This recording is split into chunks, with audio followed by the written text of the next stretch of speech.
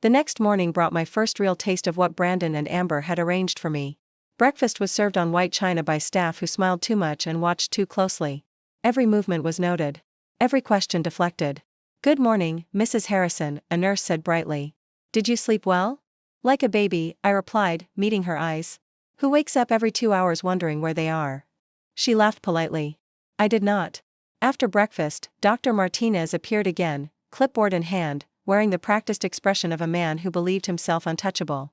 "We'd like to do a short cognitive assessment today," he said. "Just routine." "Of course," I said. I was an accountant for 28 years. Tests don't frighten me. That flicker of surprise? Delicious. The assessment was designed to make me fail. Leading questions. Ambiguous prompts. Timed responses meant to fluster. I answered calmly, deliberately. When he asked me to count backward by sevens, I did it faster than he could follow. When he asked me the date, I gave him the date, the day of the week, and the exchange rate between euros and dollars. His smile tightened. "Grief can cause temporary clarity," he said smoothly. Followed by confusion. "Interesting theory," I replied. "Do you have peer-reviewed data to support that claim, or should I add it to the list of things you're improvising?" He ended the session early. That afternoon, I tested the boundaries. I asked to call the U.S. consulate. "That's not necessary right now," the nurse said. "I asked to call," I corrected. "I didn't ask your opinion." Denied. I asked for a copy of the papers I'd signed. "Those are administrative documents." "Then administrate me a copy." Denied again. That's when I knew exactly what this place was, and what it wasn't. It wasn't a hospital. It was a holding pen. That evening, I stopped being cooperative. I documented everything. Meal times. Medication offers I refused and noted. Names of staff. Shift changes. Door lock schedules. I memorized badge colors and what they meant. I listened. And I waited. Because Brandon had made one catastrophic mistake. He assumed I was alone. What my son didn't know, what he never bothered to ask, is that during my marriage to his father, I learned how to protect myself. Quietly. Legally. Thoroughly.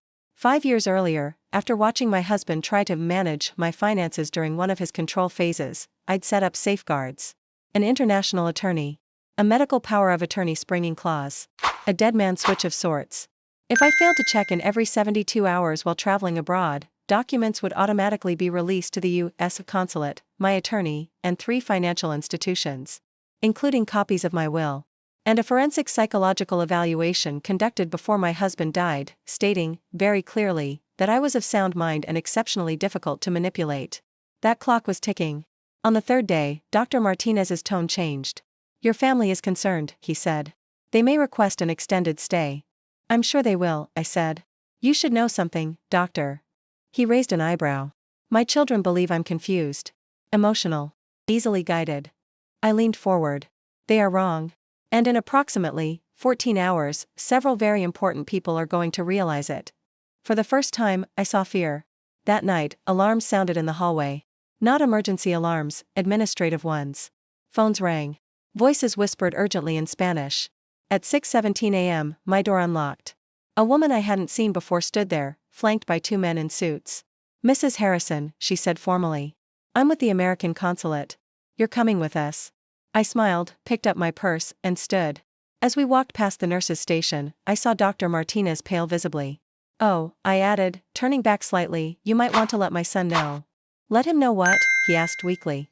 "That forging psychiatric commitment papers across international borders carries penalties that make inheritance disputes look like parking tickets." 2 days later, Brandon and Amber were detained at the Madrid airport. 3 weeks after that, my attorney froze every account they'd touched. 6 months later, I rewrote my will. And 1 year later, I sat back in my Phoenix living room, free, solvent, and at peace, knowing one undeniable truth: I didn't lose my family in Barcelona. I learned exactly who they were. And that lesson, painful as it was, turned out to be priceless. Dr. Martinez arrived precisely at 7 in the morning, his smile polished, his clipboard thick with authority. "Mrs. Harrison," he said pleasantly, "today we'll finish your intake review. Routine documents, just to ensure you receive appropriate care." I scanned the pages. Commitment orders. Treatment consent. Authorization forms. And there it was, financial power of attorney. So this wasn't just confinement. This was a quiet takeover. "My goodness," I murmured, letting my voice wobble. "I'm afraid my reading glasses snapped yesterday. Would you mind explaining these to me? I trust you." I looked up at him with practiced helplessness. His expression softened into something smug. Of course. Your son shared concerns about your memory since your husband passed. These papers simply allow him to manage your affairs while you focus on healing. Memory issues. Yes. The only thing missing from my memory was the moment I raised a man capable of such precision cruelty. I signed. Slowly. Carefully. My hand shook on purpose. But my mind was sharp. I noted every clause, every stamp, every witness name. Whether these papers were fraudulent or airtight, I needed to know exactly how the trap had been built. Once the signatures were done, I was introduced to my care team. A psychiatrist whose English was barely functional. A social worker who had never spoken to me but possessed pages of notes describing my decline. A nurse who watched me like I might shatter or strike. Mrs. Harrison exhibits advanced cognitive deterioration, Dr. Vega read flatly. Reported symptoms include paranoia, disorientation, inability to manage daily responsibilities. They spoke about me as if I were furniture. Delusions of betrayal. Forgotten bills. Getting lost while driving. Conversations with my late husband. Every detail was false. But they were tailored lies. Intimate ones. The kind only a son could design. We'll begin a mild sedative, Dr. Vega continued. It should help with agitation and adjustment. Sedation. Naturally. Quiet the problem. Blur the mind. Make the story true through chemistry. I smiled and nodded, playing my role. Inside, I was counting hours. Calculating dosages. Measuring the distance between what they claimed I was and what I still had time to prove. They thought confusion would break me. They underestimated how dangerous clarity can be. That afternoon, during something they optimistically called therapeutic recreation, I met the first person who would help me survive this place and undo it. Maria Santos had worked as a cleaner at the facility for 6 years. She spoke fluent English and sent most of her wages back to Mexico to support her daughter. One afternoon, as she quietly wiped the floors near my chair, she leaned closer and spoke under her breath. "Mrs. Harrison, you're not like the others." I lifted my eyes slowly, careful not to draw attention. "How so?" "The ones whose families bring them here," she said, motioning vaguely with her mop. "They're usually lost. Disoriented. You're present. You notice things." She was taking a risk even saying that. Staff were trained not to question patient placements. But something about me had unsettled her, and I sensed she knew more than she was letting on. "Maria," I asked gently, "in all your years here, how many people actually leave?" Her face tightened. "Those diagnosed with dementia? Never. Those whose families pay for long-term care?" She shook her head. "Almost never." Then she glanced down the hallway. "But you should know something. Your son paid Dr. Martinez far more than the standard fees. Much more. So it wasn't just confinement. It was erasure. My children hadn't simply abandoned me. They'd financed my disappearance. Bought silence. Purchased permanence. And yet, in their confidence, they'd overlooked one detail: my mind was still entirely my own. By the third day, the facility's rhythm was etched into me. Medication rounds at 8 in the morning, pills I learned to hide beneath my tongue and discard later.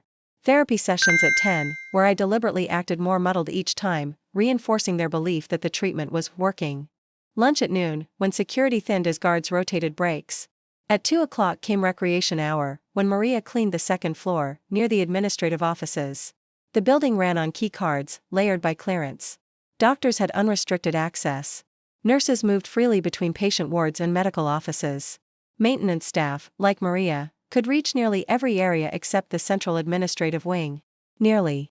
There was one exception. An emergency exit tucked behind the laundry room. I'd found it during a restless night walk. It was alarmed, but not intelligently so. And after 35 years married to a man who delighted in explaining security flaws, I knew exactly how alarms like that could be neutralized. Escaping the building wasn't the hardest part. The real danger lay beyond it. I needed evidence. Those commitment orders. The financial authorizations. Proof of payments. Without them, I'd be dismissed as another confused older woman spinning accusations against her devoted family. That's where Maria became indispensable. "The documents you signed," she whispered during our third cautious exchange. "Dr. Martinez keeps copies in his office. Payment records. Family correspondence. Everything." "How do you know?"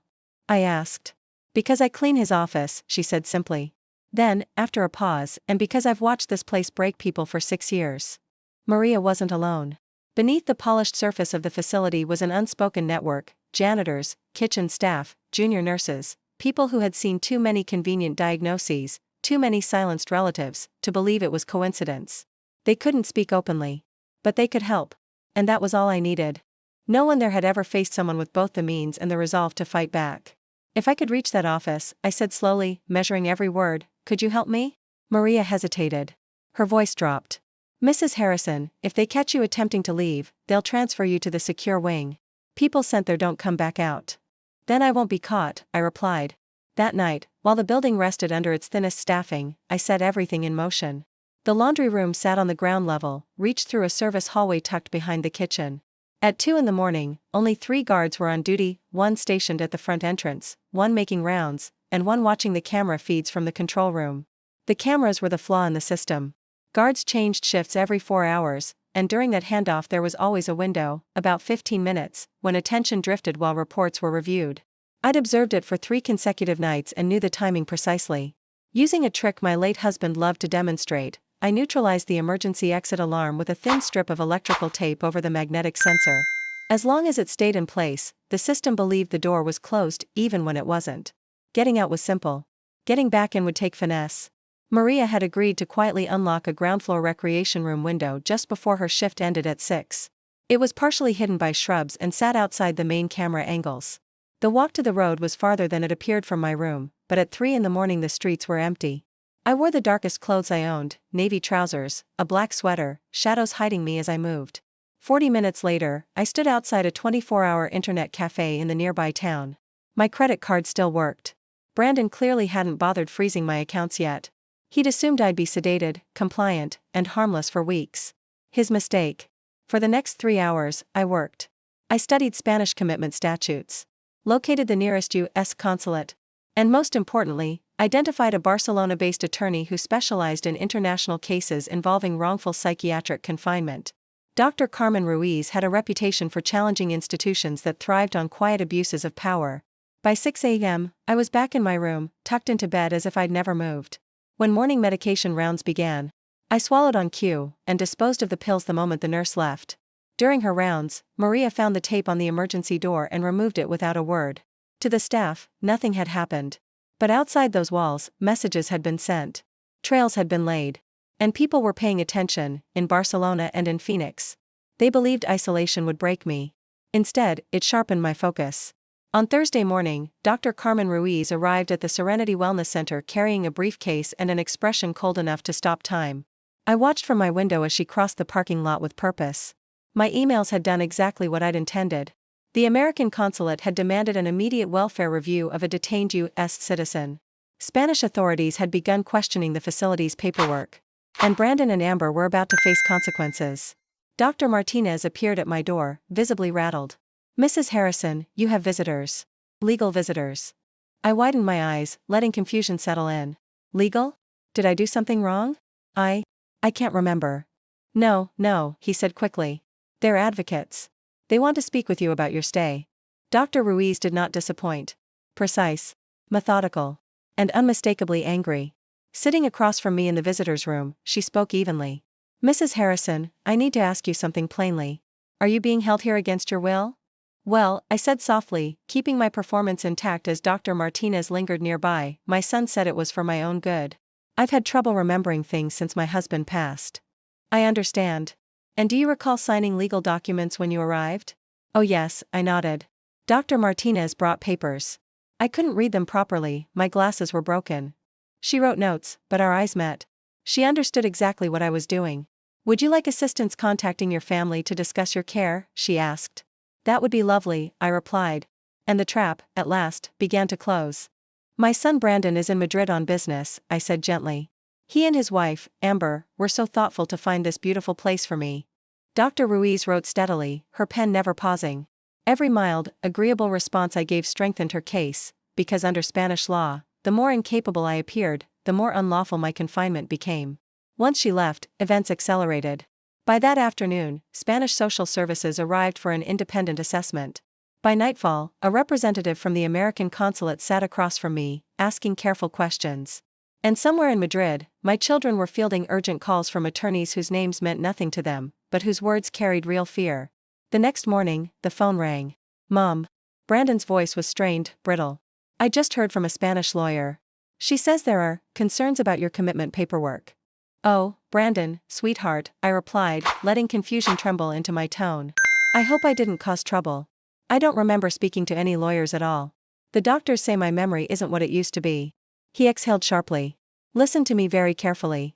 If anyone asks you anything, you tell them you're happy there. That you're being taken good care of. Can you do that? Of course, dear, I said softly.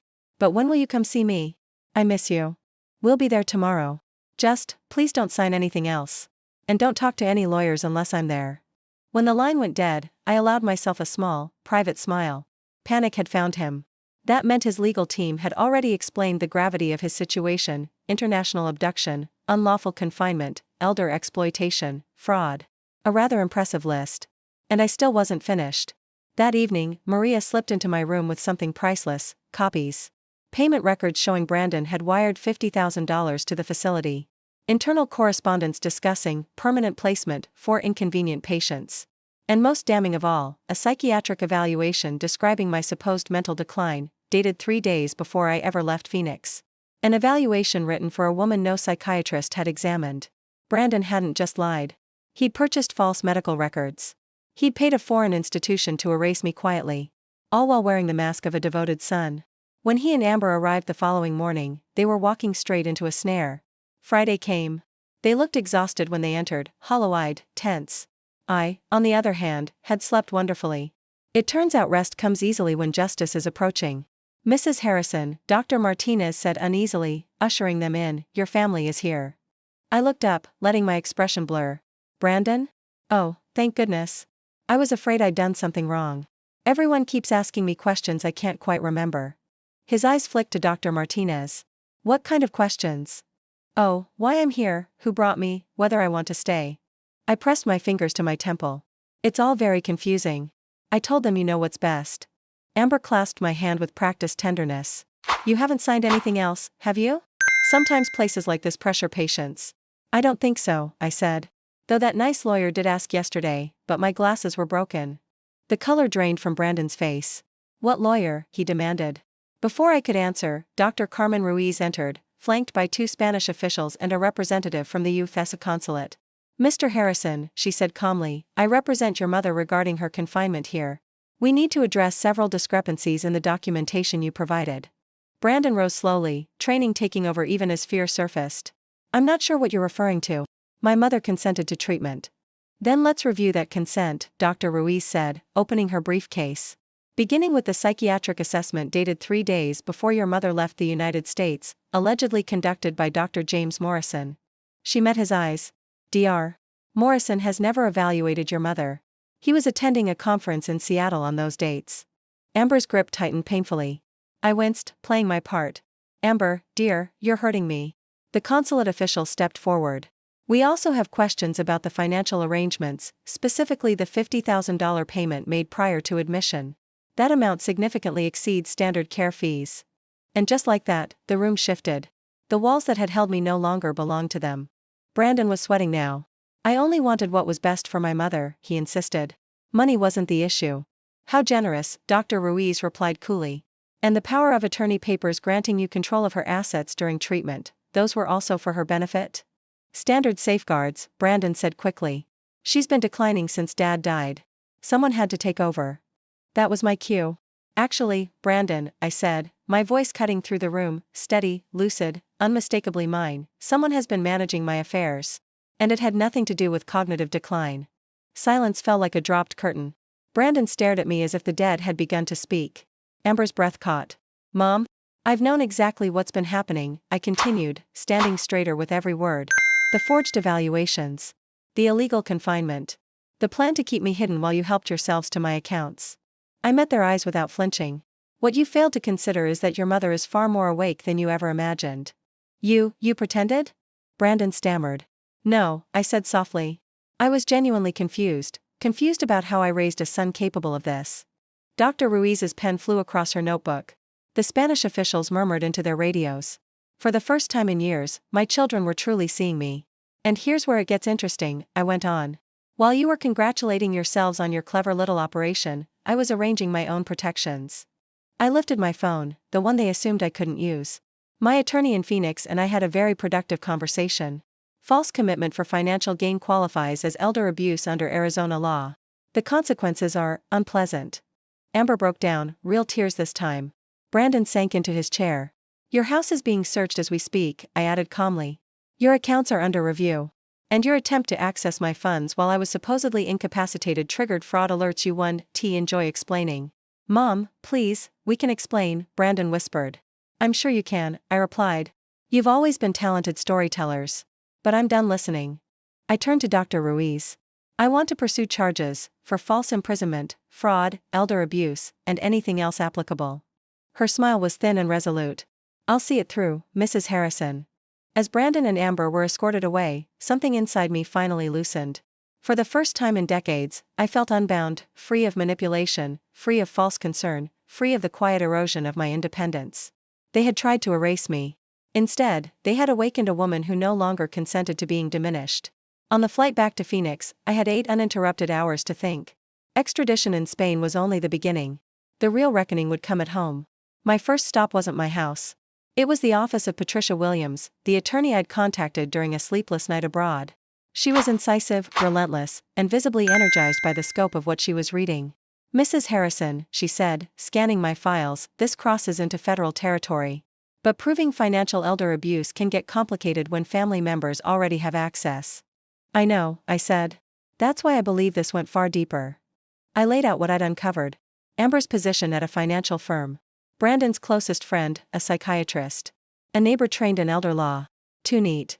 Too coordinated. Patricia looked up slowly. You think this was organized? I think my son built a team, I said. And I don't think I was their first target. 3 hours later, we had our answer. Unauthorized transfers. Altered investments. And then the final blow, a life insurance policy taken out in my name 6 months earlier, naming Brandon as sole beneficiary. Patricia's voice dropped. There's a double indemnity clause. Death abroad increases the payout. The air left the room. So they weren't just planning to rob me, I said quietly. They were preparing for me not to come back. The policy was worth $1.5 million. With my other assets, Brandon would have gained more than $4 million. My son hadn't merely betrayed me. He had rehearsed my death. I want everything, I told Patricia. Every accomplice. Every forged signature. Every law broken. That will involve the FBI, she said. Then call them. By evening, I was back in my living room, familiar, unchanged, and utterly transformed by what I now knew. This wasn't a home anymore. It was evidence. The phone rang. Detective Sarah Martinez from the Elder Abuse Unit. We've completed a preliminary search of your son's house, she said. You need to see this. 20 minutes later, I stood in Brandon's office, staring at documents that froze my blood, a timeline of my husband's illness, research on accelerated inheritance, and a folder labeled contingencies, 3 neatly outlined scenarios for what they called resolving the Margaret situation. In that moment, the truth settled with terrible clarity. They hadn't just underestimated me. They had almost erased me. And now, the reckoning had begun. Option 1 was the overseas solution, remove me quietly, keep me sedated and isolated until nature finished the job. Option 2 involved the courts, declare me legally incompetent and warehouse me in a locked U.S. facility. Option 3 was the most chilling of all, buried under polite language, medical intervention during travel. That was when Detective Sarah Martinez leaned forward, her voice careful. Mrs. Harrison, given what we've uncovered, we need to talk about your safety. Protection isn't optional anymore. He won't be posting bail, I said calmly. Brandon's passport has been seized. Spain isn't letting him leave before extradition. But the rest of them, the ones who helped him, they're still here. And they're scared. That night, my home was surrounded by patrol cars and quiet officers rotating shifts. And for the first time, it hit me fully, exposing my son wasn't the end of this story. It was the opening chapter. Brandon hadn't acted alone. He couldn't have. Too much planning. Too much medical knowledge. Too many legal shortcuts. Somewhere out there was a network scrambling to clean up loose ends, starting with me. They had all made the same mistake.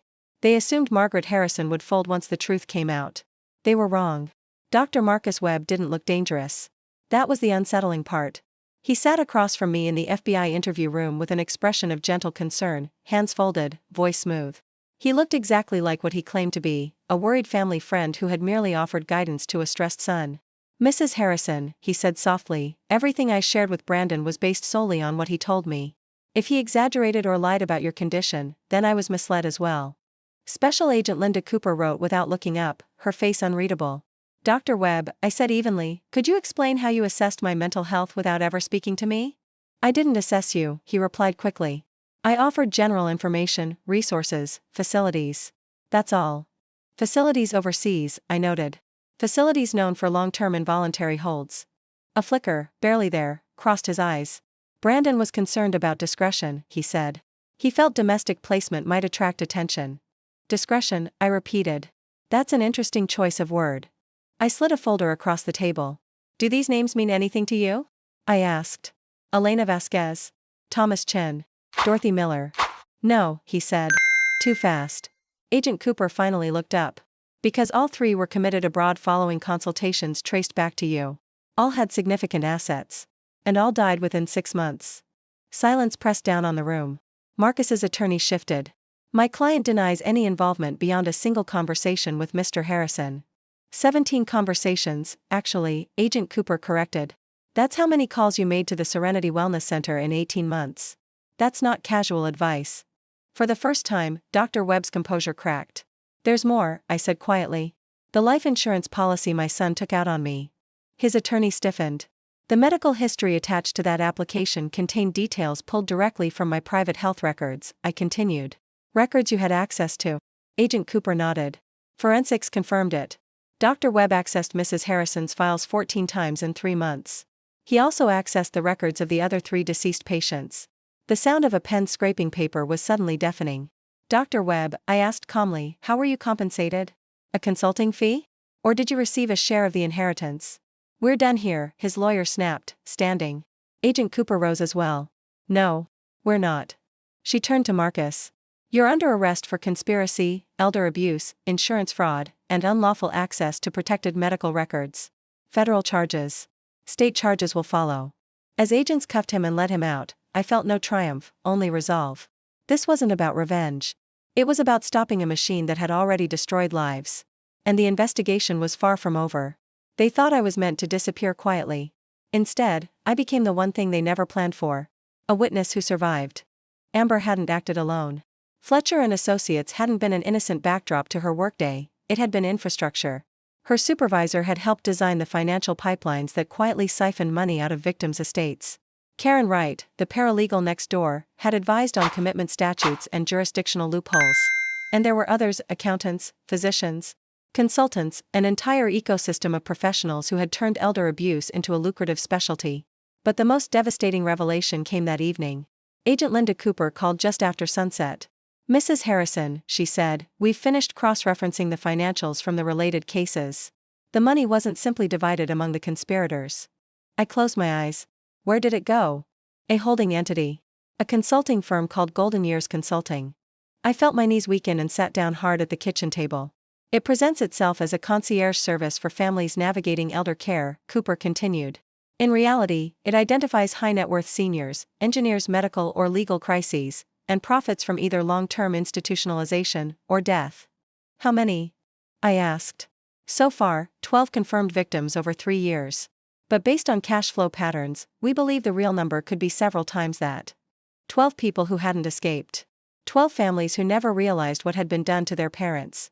My son hadn't just betrayed me. He had participated in an industry built on erasing people like me. Agent Cooper, I said quietly, what do you need from me? There was a pause on the line. We have a proposal, she said.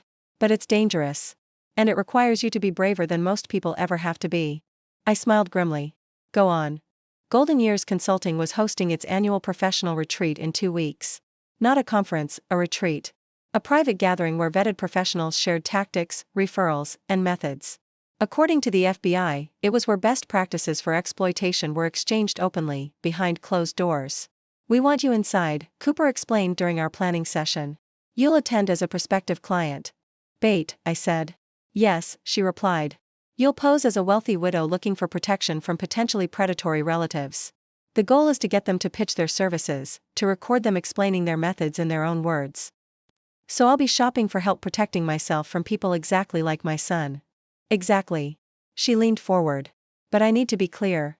If they recognize you, or suspect you're cooperating with law enforcement, they'll try to finish what they started, I said calmly. Cooper didn't argue. These people already planned my death, I continued. Helping stop them is the least I can do. The retreat was scheduled at an exclusive resort in Scottsdale, the kind of place marketed as a sanctuary for affluent retirees. palm trees, quiet walking paths, soft lighting meant to suggest safety. The irony was almost poetic.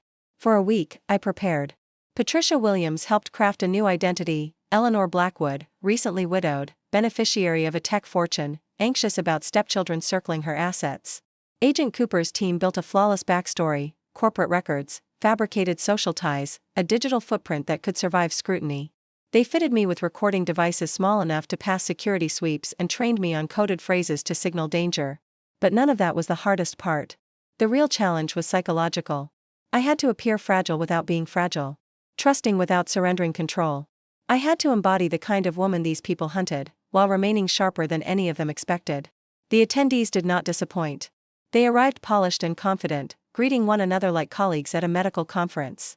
Lawyers, physicians, wealth managers, even funeral directors, some of whom openly discussed expedited transitions for families during sensitive periods. Human suffering, neatly monetized. At registration, a woman with immaculate posture and a reassuring smile extended her hand. "Eleanor Blackwood," she asked. "I'm Dr. Rebecca Chen, retreat coordinator." Her grip was firm. Assessing.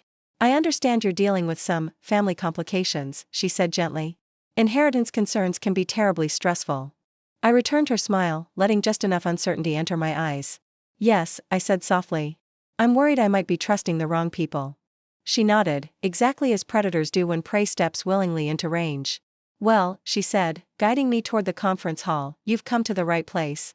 My late husband's children have made it very clear they believe I am no longer capable of handling money responsibly," I said, letting uncertainty soften my voice. "I need to understand what protections I actually have." Dr. Chen's smile deepened, warm, reassuring, predatory. "You're exactly who we help," she said. "People who realize the danger before it's too late." The presentations that followed were horrifying in their precision. Each workshop was framed as guidance, but stripped of euphemism, they were instruction manuals for legalized theft. One session focused on crafting medical narratives to support rapid incompetency claims.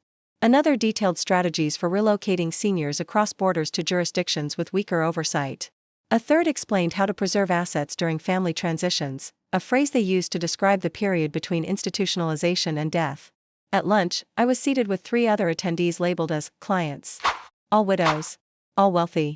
All brought here by people who claimed to love them. "My daughter insisted I come," said Janet Morrison, 74, from Tucson. "She says I'm unrealistic about my future. But I still drive, still manage my bills. I feel normal."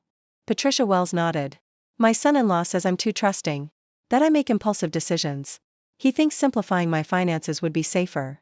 They spoke the way people do when something feels wrong but they haven't yet given themselves permission to believe it. They were already being measured, categorized, prepared. That afternoon, a psychiatrist introduced himself as Dr. James Morrison, smooth, confident, and disturbingly calm. He specialized, he said, in accelerated cognitive evaluations for families facing urgent decisions. "The first step in protecting yourself," he told the room, "is recognizing when your judgment may no longer be reliable. Resistance often comes from the very impairment we're trying to address." He wasn't assessing their mental health. He was teaching them to distrust their own minds, while quietly deciding who was most profitable. The real exposure came that night. Dr. Rebecca Chen convened what she believed was a closed-door strategy meeting for senior staff. Thanks to Agent Cooper's team, I listened from my room as they reviewed candidate profiles projected onto a screen. "This year's cohort is exceptionally promising," Chen said. "Strong asset bases, recent bereavements, and cooperative family conduits." My alias appeared on the display. "Eleanor Blackwood," she continued. "High value. Emotional vulnerability. Stepchildren already expressing concerns about decision-making." Dr. Morrison leaned forward. "Given the estate size, this case warrants the full international solution. We should aim for resolution within 6 months." Resolution. Their word for erasure. As I sat alone in a room designed to feel safe, listening to professionals calmly schedule the death of a woman who did not exist, I understood something with perfect clarity: stopping my son had never been enough. Golden Years Consulting wasn't an aberration. It was an engine. And tomorrow, it would either keep running or break. At dawn, my phone rang. Agent Cooper's voice was tight. "Mrs. Harrison, we have a serious development." I sat upright. "Tell me." "Brandon made bail." The words landed like ice. "How?" I demanded. "He's pending extradition." "Emergency motion," she said. "Medical necessity." His attorneys convinced a judge he needed temporary release to arrange psychiatric care for Amber. That's absurd. The judge disagreed. $2 million bond. Ankle monitor. Passport confiscated. I exhaled slowly. And the rest? We believe someone warned Golden Years Consulting. They've compressed the retreat schedule into a single day.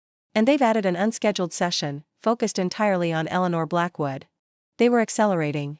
Which meant they intended to neutralize me before I could do damage. We can pull you out now, Cooper said. We have enough for indictments. But not enough to protect the other women. I pictured Janet. Patricia. The quiet fear behind their smiles. If I leave, I said, they become the next cases. This isn't your burden, she replied. Yes, I said evenly. It is.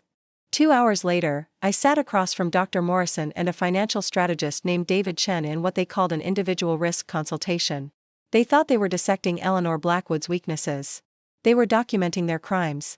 Eleanor, Morrison began gently, your stepchildren pose a significant threat. Inheritance pressure often leads families to pursue aggressive legal remedies. What kind? I asked, letting my hands tremble slightly. Competency challenges. Conservatorship. In severe situations, involuntary placement. David Chen leaned in. The good news is we can shield you. We work with private facilities designed for discretion. Secure environments. Minimal external interference. I knew the script. A beautiful prison. A slow ending. And my assets? I whispered. Protected, he assured me. Transferred into structures that prevent family access while you receive care. Care. I met his eyes and nodded, playing the role perfectly. Because they believed Eleanor Blackwood was afraid. They had no idea Margaret Harrison was about to destroy everything they had built. How would something like that function, financially? I asked, keeping my tone tentative. David folded his hands, calm and confident. We create layered trusts designed to shield your assets from family disputes while guaranteeing you premium care for the remainder of your life.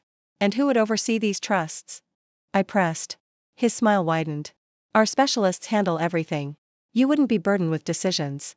Complete peace of mind. They were outlining, with polished courtesy, the systematic removal of my freedom, my money, and eventually my life. Then Dr. Morrison spoke again, and the air left my lungs. Eleanor, there's something you should know.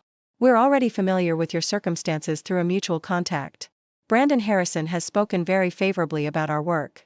For a heartbeat, the room tilted. Brandon wasn't merely involved with Golden Years Consulting. He was feeding them names. Supplying victims. Even after Spain, even from behind legal walls, he was still reaching for my throat. Brandon Harrison? I echoed carefully. A thoughtful man. Very proactive about ensuring his mother received appropriate care. They nodded, pleased. They had no idea Brandon was my son. To them, Eleanor Blackwood and Margaret Harrison were separate women, which meant Brandon had recommended me for elimination twice. I'd be interested in meeting him, I said softly. Could that be arranged? Dr. Morrison glanced at his phone. Actually, he's here today. Some complications with his mother's estate, but he wanted to show support for our mission. The audacity was staggering. There's one more consideration, David added smoothly. Given the immediacy of the threat from your stepchildren, we recommend expedited placement. Tonight, if possible. Tonight. The same word that had preceded so many disappearances. They believed the ending was already written. They had no idea the script had changed. That sounds wonderful, I said, letting relief soften my voice. I'm so grateful to have found people who truly understand. They exchanged satisfied glances. In their minds, Eleanor Blackwood had just surrendered everything. In reality, they had just confessed to the FBI. At 9 o'clock that evening, Golden Years Consulting hosted what they called a celebratory dinner in a private resort dining room. It was meant to honor a successful acquisition. Instead, it became their undoing. Everyone was there, Dr. Morrison, David Chen, Rebecca Chen, and several others whose professions made their crimes especially grotesque. And seated confidently at the head of the table was Brandon. Eleanor, he said warmly as I entered. I hear you're interested in our consultation services. I met his gaze, the same eyes I'd once watched close in sleep as a child, the eyes I'd sworn to protect. Now they assessed me like inventory. Mr. Harrison, I replied pleasantly. I understand you recently assisted your mother through a difficult transition. His expression shifted into practiced sorrow. Yes. Severe dementia. Hard decisions. I'm sorry, I said gently. Is she doing well? He bowed his head. She passed last month. The stress was too much. Silence crashed over the room. Even his collaborators looked unsettled. Brandon had just announced my death. That must be devastating, I said quietly. It was a mercy, he replied. She suffered greatly. That was when I stood. Brandon, I said clearly, my voice steady, that's an interesting story, especially since your mother is sitting right here. I removed the gray wig. Silver hair fell into place. Hello, son. The color drained from his face. A wine glass shattered. Davidson scanned for exits. I rose fully. For those of you who don't know me, I'm Margaret Harrison. The woman you intended to erase. The room filled with sound, sirens, footsteps, authority. This is the FBI, Agent Cooper's voice echoed. Remain seated. Chaos followed. Someone ran. Someone screamed. Someone pleaded misunderstanding. Brandon didn't move. He just stared at me. How long? He asked quietly. Long enough, I answered. Handcuffs closed. Charges were read. Conspiracy. Elder abuse. Fraud. Racketeering. Murder. As they led him away, Brandon looked back once more. I never thought you were capable of this. I nodded. That was your fatal error. 6 months later, I sat in a federal courtroom as sentences were handed down. Brandon received 25 years. Amber, 15. The architects of Golden Years Consulting followed, one by one. Their empire collapsed. Assets seized. Victims compensated. But the true victory wasn't legal. It was sitting in my living room that night, safe, whole, free. I had entered this story as a woman meant to disappear. I finished it as someone who refused. When Agent Cooper called with news that the Spanish facility had been shut down, I smiled at the roses blooming outside my window. Some things, I realized, grow stronger after they are nearly destroyed. And I was one of them.